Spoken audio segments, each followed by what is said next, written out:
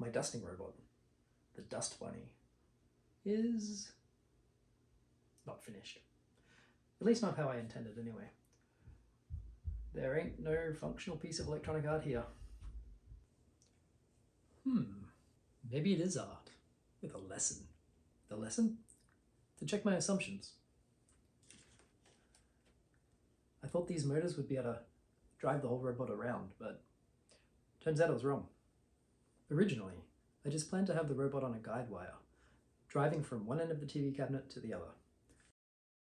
When I got the motor driver, which enabled easy direction changing, I got a little bit more ambitious.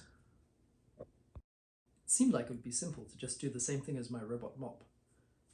Drive forwards until it bumps into something, reverse a little, turn, keep driving forwards.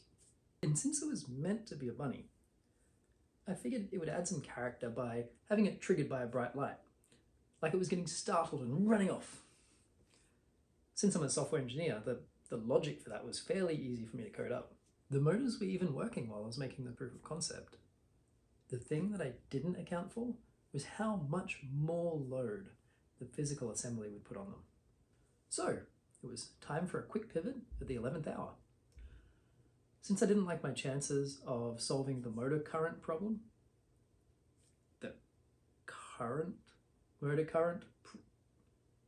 okay, bad electricity joke.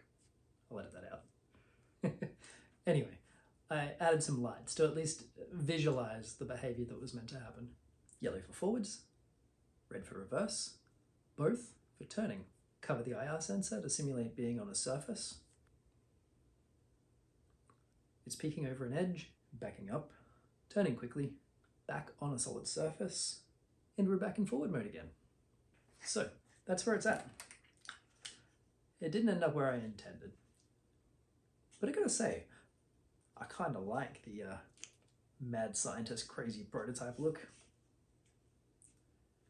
I might put it up on display for a while.